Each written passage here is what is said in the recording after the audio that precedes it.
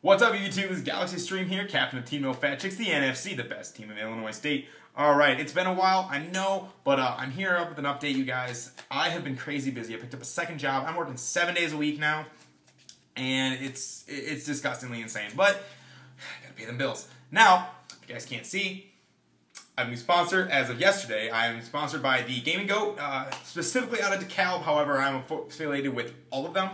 And they're out of they're in major towns in the Illinois state. So really excited. Give them a check out. They're fantastic people. The owners are so nice, and they do everything. They try to do everything for Magic, Yu-Gi-Oh, everything. So description and a link will be in the description below. Give them a shout out. Also this last weekend, my sister got married to her boyfriend of 9 years. Congratulations! Love both of these guys. I'm so excited to have 3 new brothers. So if you could. I would love it if you guys give them a shout out, congratulate them down in the comment section below. I'll show it to them. I know she'd really appreciate it. She knows that I do this, and she is very, very supportive of it. But I'm gonna go in and show you deck profile of the New Age Fire Kings. I haven't done anything. I've been meaning to since the new ban list. I've been playing. I literally had this build the day the ban list was leaked, and I haven't had time to do anything other than just test. And it's been testing out fantastic. So. This is what I'm going to be playing this Sunday, and I'll be doing deck profiles on everything, getting deck profiles for you guys. So I'm going to try to do this as quick as possible, even though there's a lot I want to talk about. So I apologize if this video is a little longer, but I'll go quick. I will do the best I can. So let's go down. You're the next contestant on NFC's deck profiles. All right. So everyone already knows, 2K Chicken. This card, it's just not that good this format, so... It's not as important to run at 3, but it's just a recurring monster, and a 27 beat stick, and the deck just kind of needs it. 3 Yaksha, and 3 Brawl. Standard Fire Kings. Since we have now unlimited Wolfbarks, I bumped up the count to 2. Main thing why this is so important to this deck is you can just summon him to generate an advantage of attack power on the board. So you can just summon Wolfbark, use his effect to get a monster, make Tiger King to search Wolfbark, and it's just a free 2,300 points of damage on board. So now you can use him as your recussion play, counter play, last ditch play, or just general advantage play. Your tanky searcher of the deck, 1 bear. Bear's just he makes your opponent like require to use back row on him, and that's basically what he's there for right now. You got your 1, and this is my tech card. Instead of what I used to play at the YCS with Swift Scarecrow, I decided to swap it out for Flamvell Fire Dog. 1900 is super, super powerful right now. This build focuses on Rekindling being a powerhouse card once again. So being able to be a 1900 attack, 200 defense, he is a Rekindling target, and when he destroys a monster by battle, I can grab one of my 6 Fire Kings, I have 200 defense, and produce it on the board, and it just shoots out beat sticks, and it's kind of like a New Age Bear, where when it hits the fort, its effects just cannot resolve. It just cannot resolve, and people have to use back row on it, and it's like a reverse Wolfbark in the same sense, where if its effect activates, instead of summoning from the graveyard, you just get it from the deck, and it just starts getting everything.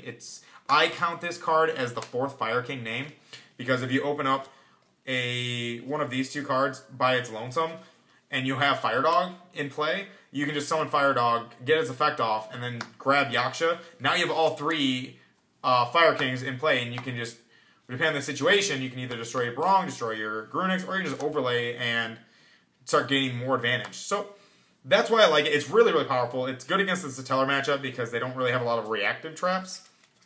They just have more so counter traps that have, when you activate like Raigekis and like effects and stuff like that. So just being able to summon a beat stick and swing over it and then get the advantage is really strong. For spells, 3 Onslaught, 2 Circle, really standard. They are just the powerhouse cards. 2 Circle only because 3 is really cloggy, disgustingly cloggy. 3 of your Searchers, 3 Tenki. Just literally hits almost everything in the deck that you want to hit. This is probably the only deck I can say Upstart Goblin is really, really good in, because damage just doesn't matter. Life points don't matter in this deck, and with Soul Charge down to 1, the extra life points don't matter. And there's so many cards that this deck can just grab to like make a play and rebuttal play and like really, really go off. And being able to just draw into it, like just having that one extra card is disgusting. Because this is a simple combo deck. You really only need like 2 cards, and once you get 1 card in the graveyard, it's gone. You're good to go. You're always going to have something. So, back to playing the Upstart Goblins, because they just make the deck way more consistent. Then you have your 3 powerhouse cards. Your Rekindling, which is your now new age power card. This is also like a simple, like just one of those simple early game plays, where if you do just have him in the graveyard, and if it's the point where you can actually just Rekindling just for him, and he can get his effect off, I mean, you're still getting another monster, and then you get your overlay play off. So it's worth it. And it's one of the few times that I'm actually saying it's worth playing Rekindling for 1. So, Rekindling, Soul Charge, now that it's down to 1, this card is a power card, and we can play basically 2 Rekindling still. So, yay us. And honestly, this is mainly just for Wolfbark or Bear, or both. Raigeki's just better than Dark Hole because you have cards like Wolfbark, like Bear, like Fire Dog, that when you start losing the advantage again on the field, it's slow. It's really, really slow. It's never just instant. Because if it's instant, they use a card like Raigeki, but we get a monster back. So this card is more so like, oh man, I've got Bear sitting on the field still, but they had to get rid of my other monster. You just Raigeki the field, and then you start gaining the advantage right back by using what you already have. You can also use really dumb combos like when your opponent, like going first, they have a poor opening hand. They've got their monster on the field. You just go Onslaught, summon Grunix, Raigeki the field, normal summon a monster, swing in for a ton of damage and put them on a clock. Absolutely disgusting play. But hilarious. So those are the 3 powers. No Dark Hole. Raigeki is just better than Dark Hole. And last 2 spells are MSTs to fight off vanities. Traps, 1-ofs, Warning, Bottomless, Torrential, Compulse. Everything else is a 2-of 2 Deep Prison, 2 Breakthrough Skill, 2 Vanities, and lastly is 2 Wiretap. I've never really played Wiretap, never liked the concept of giving your opponent back a card. However, with Rekindling and still at 1, Soul Charge at 1 now, and Wolfbark at 2, you really, really want to see your plays going off. And with with Vanities just completely having to be in the game. Vanities is a card where if you don't have advantage on the board, this card is awful. Like, it'll lose you the game. So when you're trying to re-establish advantage and they flip over Vanities, you can Wiretap it and give them a pretty much the potential really dead card to draw.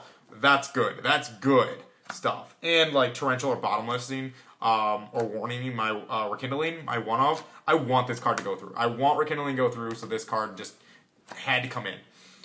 And I don't regret it. I'm actually really liking it right now. It just seems like this is the format for it. And it fights off Satellars, where you can really fight their board. Because it's obvious when they have the Nova. So if you push through it and then they Nova and you Wiretap it, it's like, fine. You only play a finite number of monsters, and you have to tribute as cost, and you don't get that draw. Yeah, and then you're going to top deck into a potentially really dead card. So, yeah, I'll take that all day. But that's the deck, 40 cards. No Billy Break, 60. Onto the extra deck, or sideboard, I'm sorry. 2 Mexies, 1 Gorilla, 1 MST, and 1 Wiretap for the first 5. Just really standard. Like the 3rd Wiretap and 3rd MST are just, like these are just back removal. And these are mostly just for Rogue decks or Burning Abyss when they start getting going. And next for why this deck is really, really good, this format, the amount of Floodgates that they can play. They're able to play their 3 Light Imprisoning, their 3 Shadow Imprisoning, 2 Stygian Dirge, and 2 Mind Crush. Like, this is just disgusting how many Floodgates that this deck can actually go into. And that like they don't affect you. Like, it's disgusting. So that's just really powerful. Mind Crush is really, really powerful. This card needs to get hit on the list. Like, it's too disgustingly strong. Like, even if you call it wrong, you still gotta look at your opponent's hand. And that's always strong. That's always powerful. So let's go into the extra deck. Very little's changed. However, you will notice one. You got 1 Kagasuchi, 1 Kangorgan, 103 Ragnazero, Tiger King, Photon Pappy Operative, Black Ship, 101, Double Castel, Diamond Dire, Exciton Knight, Lavalval Chain, Soemmerl, Abyss Dweller, and Cowboy. Now, the only real difference is I do not play Rhapsody anymore. It's not good. I've hated that card. I didn't know what to fill in with it. And so I am play testing around with Pappy. I legitimately added it like the other day. But the idea and the combos that it can do with 103 and a couple other cards in the deck are really, really, really strong, and it's just really good. So I'll let you guys know how that works out on whether I'm going to keep this. Like I said, I mean, it's just kind of there right now. I'll test it out at my locals tomorrow. Worst case scenario, it's just a 2100 beat stick, so, and it's really pretty. Just, yeah. That's about it. But, that was the deck profile. I try to keep it as short as possible. Try to explain what I could that was needed to. But once again, please comment, like, subscribe, share this, tell all your friends. If you're going to see me at Sunday, this Sunday at Tinley Park, give me a shout out, say hi to me. I'm really nice, easy, friendly, going guy. And we can talk Yu-Gi-Oh! Or life or whatever. But have a nice time, guys. I'll see you this weekend. This is Galaxy Stream, Team of Fat Chicks, the NFC, best team in Illinois State.